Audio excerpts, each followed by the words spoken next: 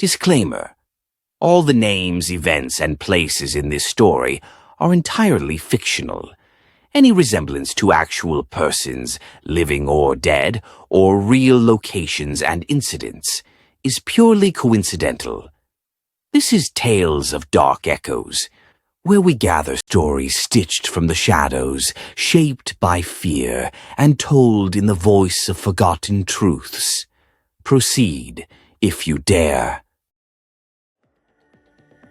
Episode 1: The Whispering Trench. When a retired U.S. soldier seeks peace on a remote island, he uncovers something far more sinister than solitude.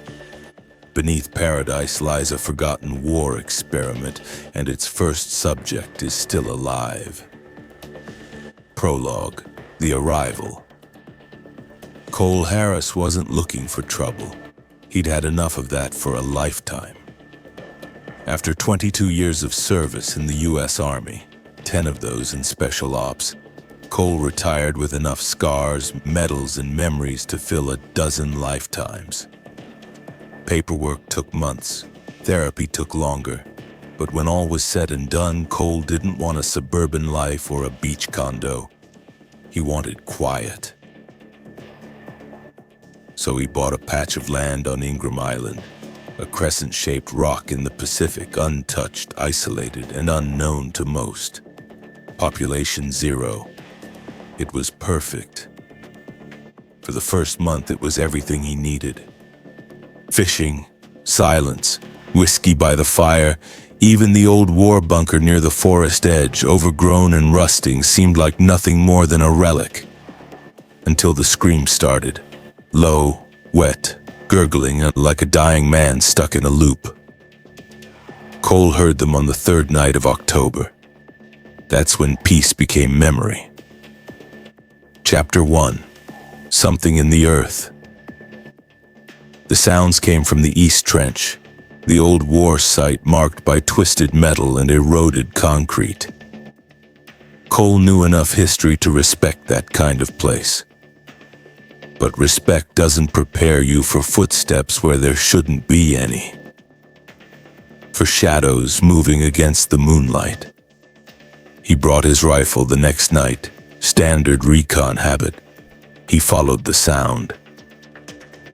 Near the collapsed entrance of the trench, the soil was wet, not just rain-soaked, but mucousy. The air stank of rusted copper and something else, something rotting. He crouched, listened. Then he saw it. Eyes. Not animal eyes, human but not. Too wide, glowing faintly, blinking in broken rhythms. The thing crawled out on all fours, lanky limbs scraping metal. It wore the shreds of a WWII uniform. Its face was sunken, pale, with a mouth too large and filled with yellow, jagged teeth. It whispered through blood and phlegm. Still here, feed me." Cole didn't hesitate, one shot to the chest. The thing stumbled but didn't fall. Instead, it screamed. Not loud, but deep, like it was calling to something. Cole ran. Chapter 2, File 17. Subject Malachi. The next morning, Cole returned with daylight and steel nerves. He found what looked like a sunken control panel in the trench wall. One kick and the rusted hatch opened to a concrete hallway below ground. He descended. The bunker was massive. Flickering lights, peeling paint, blood on the walls, old scientific gear broken and buzzing, and folders. He grabbed the one marked Experiment File. 17 Malachi status, unstable, non-compliant, isolation recommended. Inside were yellowed photos. One showed a young man, maybe 20, in a U.S. Navy uniform. Blonde, wide-eyed, name Malachi Rowe. Another showed him strapped to a chair, tubes in his neck, veins blackening. A note, injected with V33 compound, heightened senses, flesh hardening, aggression levels off chart. Subject no longer recognizes personnel. Cole felt bile rise. They turned him into a weapon. Another page. Incident log. Subject escaped holding cell, killed 3, disappeared into lower trench tunnels, presumed dead. But Malachi hadn't died. He adapted. Chapter 3. The Hunt. That night, Cole rigged the trench with motion sensors and pressure plates. Years in Black Ops made traps second nature. At 2:14 a.m., something triggered a sensor. Cole grabbed his rifle and infrared goggles. Malachi moved like a spider, limbs clicking, tongue flicking out as he sniffed the air. His skin had hardened, cracked like stone. And he was fast. Too fast. Cole fired twice, missed. The thing tackled him into the mud. Its breath was rancid. Saliva hissed against Cole's jacket. They left me. I won't be alone again. Cole jammed a flare into its eye socket. Malachi shrieked, rolling back into the shadows. Cole limped back to his cabin. He needed a plan. He needed to finish it. Chapter 4. Fire in the Earth. Cole studied the old bunker blueprints. Found what he needed. A fuel tank below the trench. Leftover war supply. He lured Malachi the next night using blood and heat signatures. The creature came crawling from the dark. Cole triggered a detonation charge. The trench erupted in flames.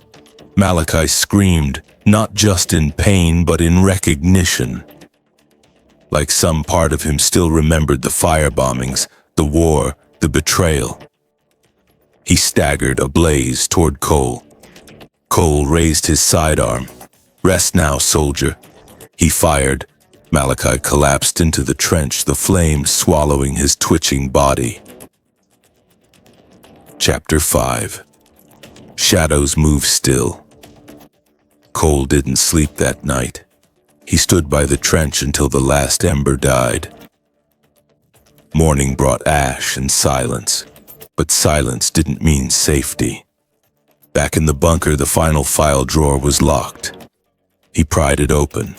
5 files, 1 missing, 4 remain, each marked with a code name. Subject Malachi terminated. Subject Cicada. Subject Hollow Jane. Subject Brassface. Subject the thing in red. Cole felt the weight settle. Malachi was the beginning, and the others who were waiting.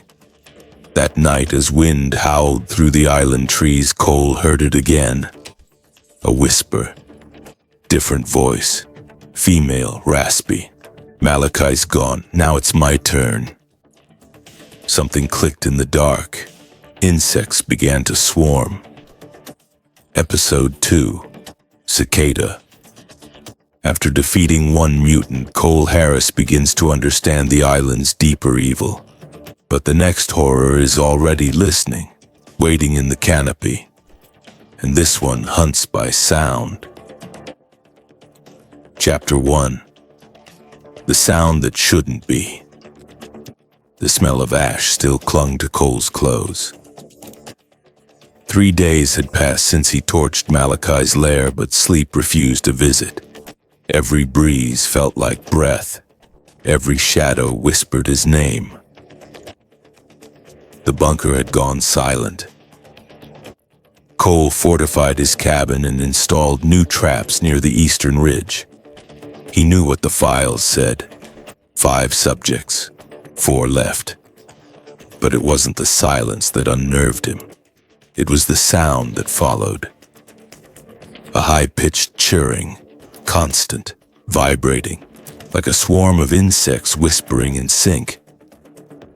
It started on the 4th night, a low buzz like cicadas during high summer, but it was the dead season. He stood on his porch, rifle in hand, scanning the tree line. Then it stopped. Abrupt, total. He heard his own heartbeat, and something else. A whisper. Shh, you're too loud. Chapter 2. Back into the bunker. Cole returned to the underground lab. Something told him the answers were still down there. The folder marked subject. Cicada was soaked in moisture and mold. But inside were photos. A girl, maybe 22. Lab coat, name tag barely legible. Dr. Isla Vernon. A prodigy in sound wave manipulation transferred to Ingram Island in 1944. She wasn't a soldier, she was a scientist. The report read, Dr. Vernon volunteered for sonic nerve augmentation trials, exposure to biologically amplified cicada DNA and acoustic resonance chambers. Purpose, test weaponized frequency control. Another page. Unexpected side effect, epidermal hardening, auditory nerves heightened beyond human range, subject unable to tolerate normal speaking volumes. Developed aversion to light, began emitting subharmonic frequencies from throat cavity, claims to hear emotions. Final log, subject broke containment, screamed at 113 dB, 8 fatalities. Bodies ruptured internally. Subject vanished into forest canopy. Cole exhaled slowly. Isla had become Cicada, and she was still out there. Chapter 3. The Hunt Above. He heard her before he saw her. That night, the jungle came alive with unnatural vibrations. Leaves trembled. Branches clicked. Cole moved silently, suppressor attached, boots soft. He used a decibel meter clipped to his vest. Anything over 50 dB might be fatal. The chirring grew louder as he entered the canopy trails. He switched off his flashlight, remembering she hated light. A shape leapt between trees, thin, pale, spider-like limbs, a long slit where her mouth should be, vibrating with every breath. She landed 10 feet behind him.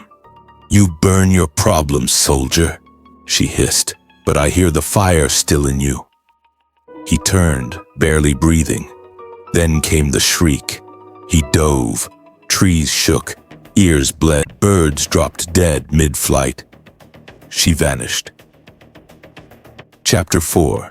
Silence is survival. Cole knew he couldn't kill her with guns. Sound was her world, so he studied the terrain.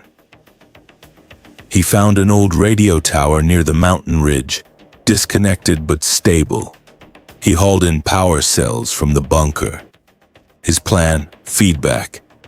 He wired directional microphones to reverse polarity. One misstep from her and she'd walk into a loop of her own scream. Bait came next, an old gramophone playing soft jazz.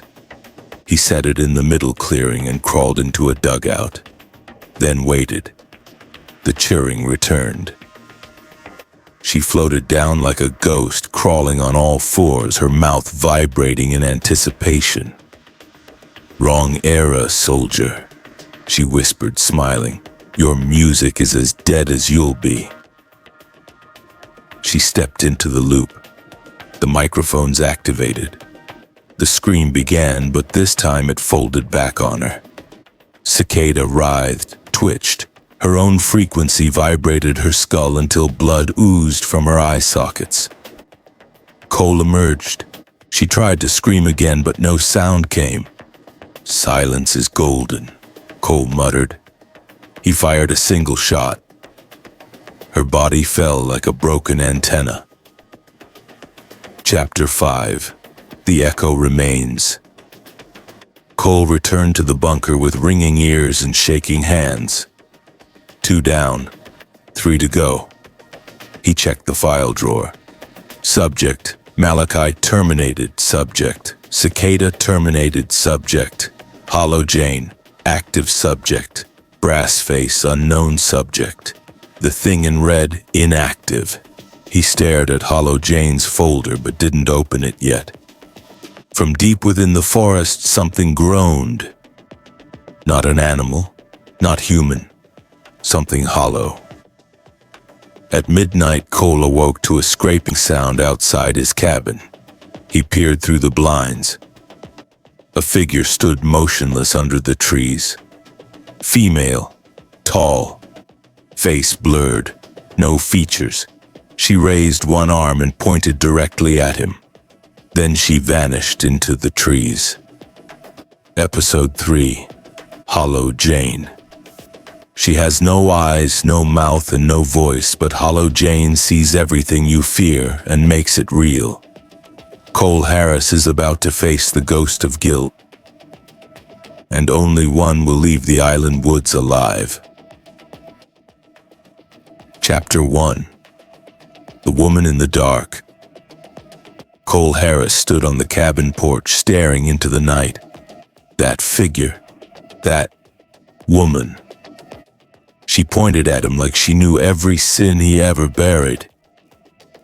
Then she vanished into the blackness between trees, silent as fog. The next morning, Cole checked the perimeter. No footprints, no signs of trespass. Only a strange residue on a branch, gray, chalky. He scraped it into a test vial. Back inside the bunker, he opened her file. Subject name, Jane Kestrel. Date of arrival, November 1942. A civilian. Jane wasn't a soldier or a scientist. She was an artist, a surrealist painter recruited for her psychological profile. She saw beauty in nightmares, meaning in the monstrous, the perfect mind for Project Hollow. Subject was introduced to sensory deprivation experiments combined with psychic disassociation serum. Purpose: examine if fear-based hallucinations could be weaponized in warfare. After 64 hours in the chamber, subject ceased verbal response, claimed to see a second reality beneath the skin of this one. Surgical procedures removed eyes, tongue, and lower jaw as part of Phase 3. Subject began showing involuntary movement, responsive to personnel despite having no eyes or ears, claimed to hear colors, taste memories, and feel thoughts. Entered coma state. Brain activity spiked when near fear stimuli. Subject vanished during blackout in 1945.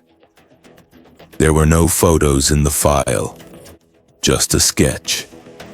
A faceless woman with elongated limbs, mouth sewn shut, arms twisted like roots. She was drawn in charcoal, and somehow the lines moved. Cole shut the folder. Chapter 2. A Walk Through the Silence. Cole ventured deeper into the woods that day, armed with a pistol, a flare gun, and a thermal scanner. Hollow Jane couldn't see, but that didn't mean she was blind. He passed through an old orchard, apples long rotted, trees bent unnaturally as if leaning away from something. The deeper he went, the quieter the forest became. Birds no longer sang, wind no longer blew. Even his boots stopped crunching leaves. Every step felt muffled, swallowed by the world.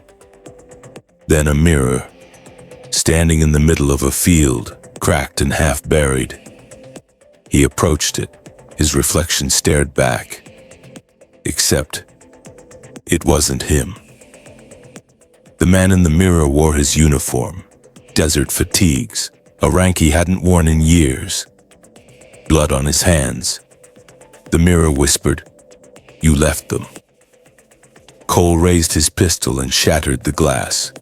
The silence screamed, and behind him he heard breathing. He turned. Jane.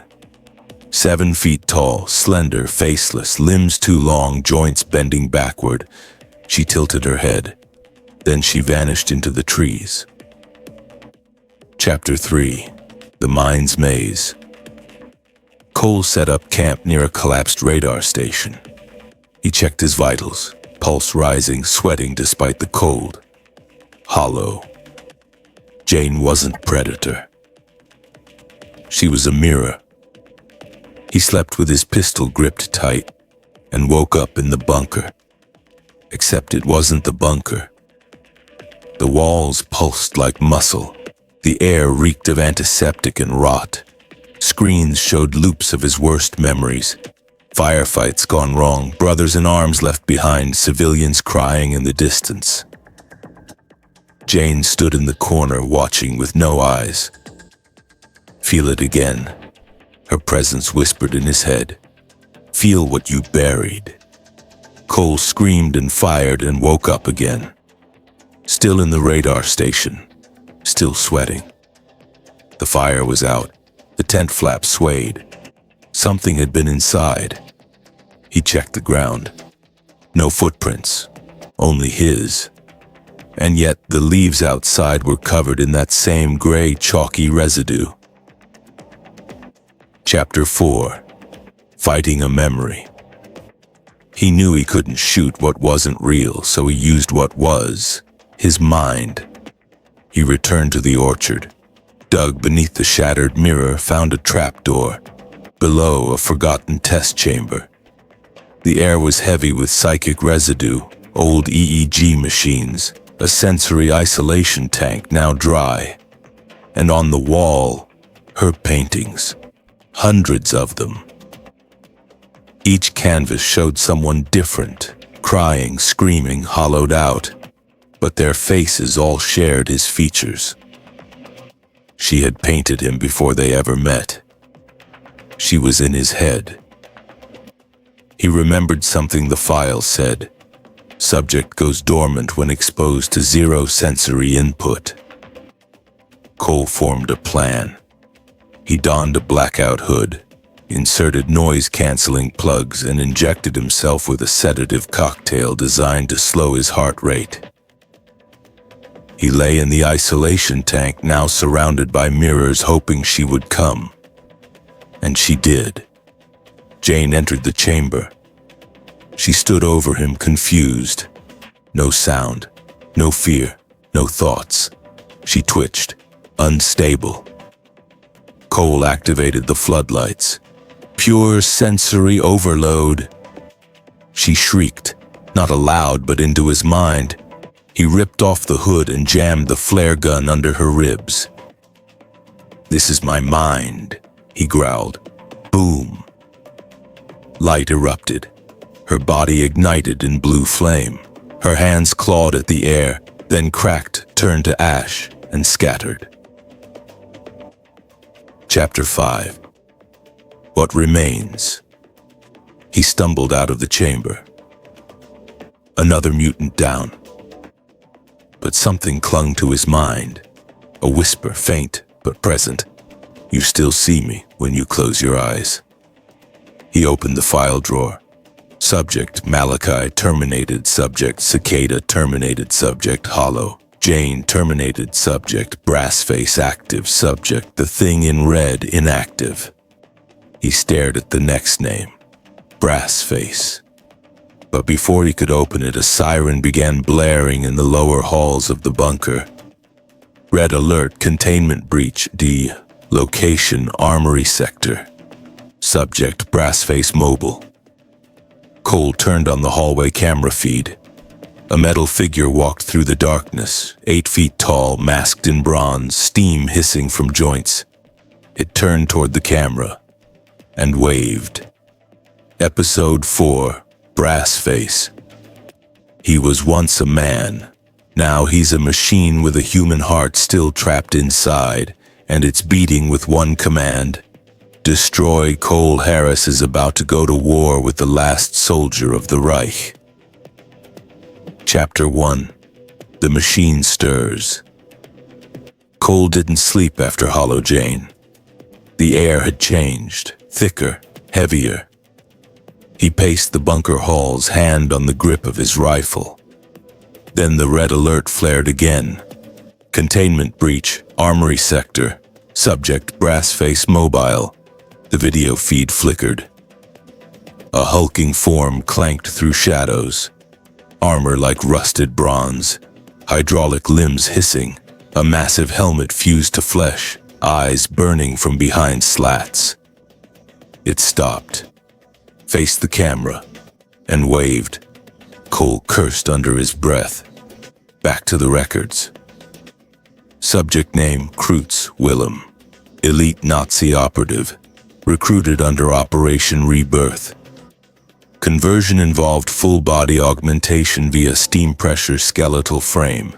Experimental AI chip installed for motor function override. Mental deterioration began after neural interference trial. Final stage, identity fragmentation. Subject became unresponsive to German commands. Final recorded statement: if I do not obey, what am I? Locked in Armory Cell C with fail-safe codes presumed dormant. Clearly not.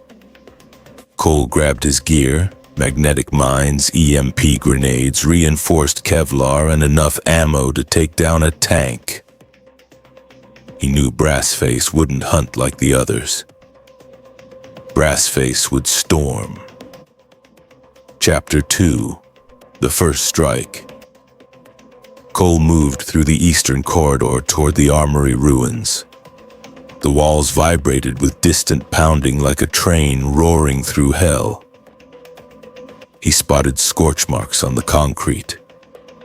And then he saw it, the remains of a reinforced steel door, folded like paper.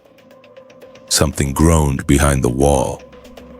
Brassface, 8 feet tall, bronze plating covering his body, one arm a buzzsaw, the other a flamethrower pipe fused to a cannon. Steam vented from his back like a demon exhaling. He saw Cole and charged. The floor trembled. Cole dived behind cover as Brassface fired a concussion blast. The bunker wall exploded, showering him with debris. Cole rolled through an boom.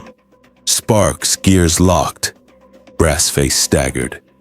Cole opened fire, aiming at the joints. Nothing. Armor too thick. Brassface rebooted, hissed, and let out a sound like grinding metal and a scream combined. Not mechanical. Human. Still in there. Chapter 3: A Soldier's Grave. Cole retreated into the lower tunnels, the old railway used for supply transport during the war. He planted trip mines, prepped pressure plates. He remembered the file. AI chip disrupted by auditory overload. Subject responds to rhythmic noise with confusion. Music. He needed music. He found an old intercom system and rewired it. Pulled an old phonograph from storage. Slid in a record. Wagner's Ride of the Valkyries. The moment the brass hit, Brassface paused mid-step in the corridor.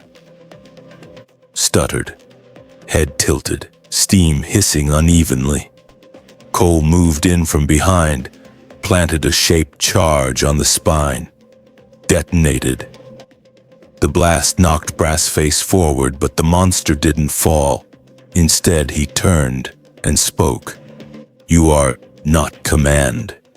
The voice was low, gurgling like a man buried under metal. Cole stepped back. "You're not under anyone's command anymore." The machine shook. "Then what am I?" Chapter 4: The Heart in Metal. Brassface didn't attack. He walked, aimless, as if remembering how.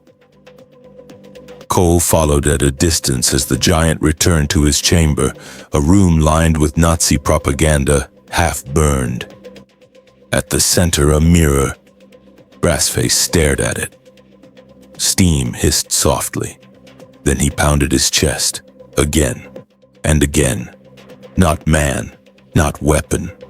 What remains? Cole stepped into view. "I don't know.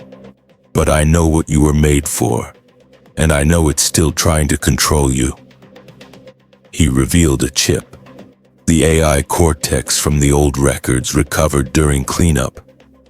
Brassface shuddered. "Kill. Control." Cole tossed it to the ground. Brassface raised his cannon arm. Whoosh. The chip incinerated. The machine turned to Cole. Leave. Now. Chapter 5, The Final Roar. Cole didn't leave. Brassface collapsed. Sparks flew from his chest. Steam gushed from his back like blood. He was dying. Or maybe freeing himself. His last words, "End this." Cole nodded.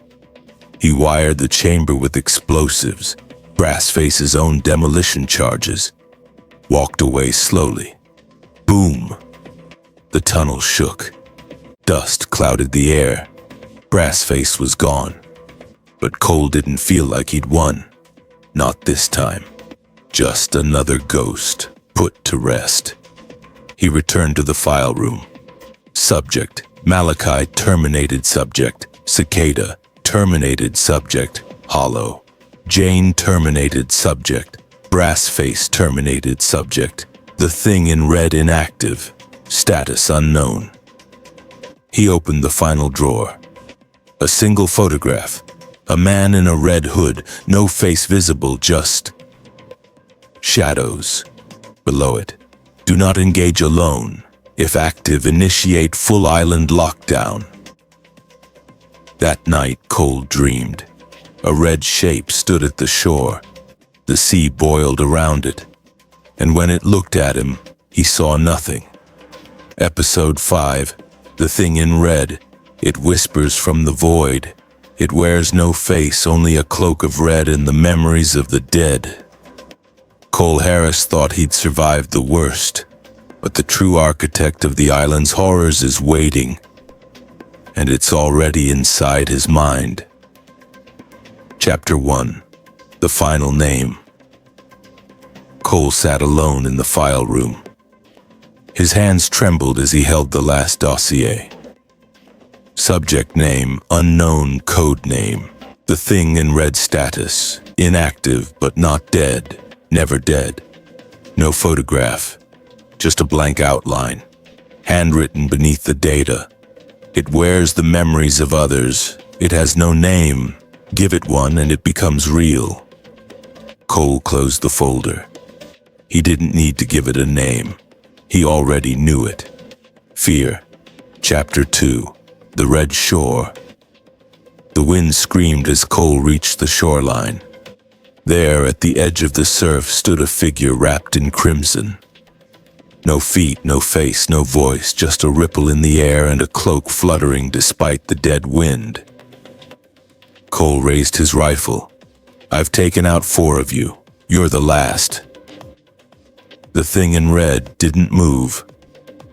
Then a voice, but not spoken, felt inside his skull. "You have not taken them.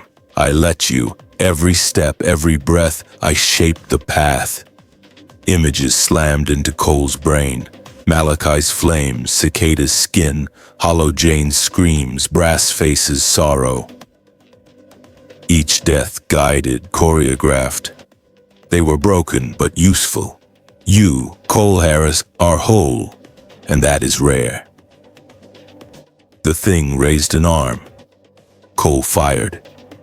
The bullet passed through the air. The figure vanished, reappeared behind him. "You want peace, I offer it. Stop fighting and listen."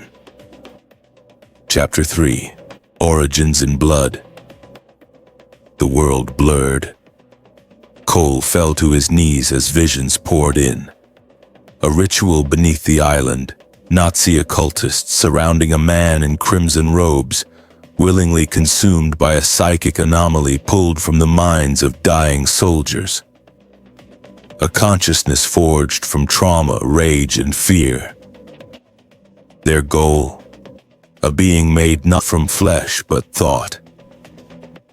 They succeeded. The entity burned through its host, then another and another, until the robe itself became a container, a psychic cocoon that needed no body, only belief. It survived the war, whispered through the facility, possessed the weak, corrupted the strong. And now it wanted him. Chapter 4, The Stolen Self. Cole stood inside a war room that should not exist. a twisted version of the command center, walls lined with red drapery. The thing in red stood across from him. You have no one left, Cole. The war used you, the country discarded you. But I see you. I value you. It held out a memory. Cole's final mission in Afghanistan. The ambush, the scream of his comrade, the radio static, the decision to leave him behind. Cole collapsed, teeth grinding.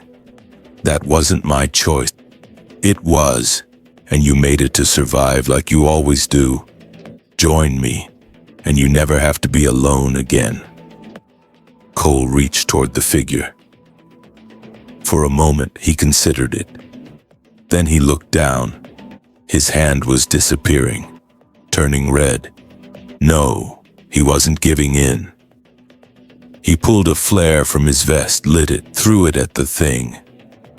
The air screamed. The cloak ignited, the room cracked apart.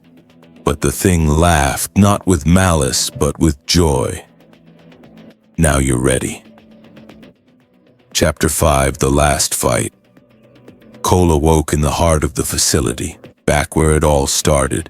The psychic storm had passed. He was alone. And the thing in red, gone. In its place, a file, sealed, labeled in clean white type. Post-termination protocol, subject 0. It included coordinates and an override key. Final lockdown sequence, complete and burn facility to prevent recurrence. Finally, peace. Cole followed the map to a chamber beneath the sea caves. An elevator led down, deeper than he thought possible. He stepped inside. The doors closed. Chapter 6, Subject 0. The elevator descended for minutes, then opened. Sterile white light, a single metal chair in the middle of the room, and on the wall a mirror. Cole stepped forward. His reflection blinked. He didn't. He turned to leave. The door was gone. A voice echoed from a hidden speaker. Subject 0 acquired. Neural compatibility confirmed. Initiating containment. Cole screamed, pulled his rifle. Gone. His hands began to glow red. No pain, no struggle, just acceptance. The walls shimmered, revealing rows of observers behind glass. All long dead, but still watching. You have completed the cycle, Cole Harris. Your mind was pure, untouched, strong. You are the final host. You are the thing in red. Epilogue, The New Whisper, years later. An expedition team arrives on the island. They find the remnants of the facility scorched, empty. But deep beneath the rubble, they hear something. A voice, soft, familiar, calling from a locked chamber. Help! I'm Cole Harris. I survived. Please get me out of here. The leader leans close to the door. Stay calm, we'll get you out. The red lights flicker. The voice smiles. Yes, come closer. Closing. You've reached the end of the Island of Mutants series. Cole Harris found peace, but he also found purpose, just not the one he expected. The next time you hear a whisper in an empty hallway, don't answer it. It might be him. If this story sent chills down your spine, don't keep it to yourself. Like, comma, share, and follow Tales of Dark Echoes for more immersive horror. And remember, some echoes never fade. They just wait for you. This is Tales of Dark Echoes, where the shadows have stories to tell.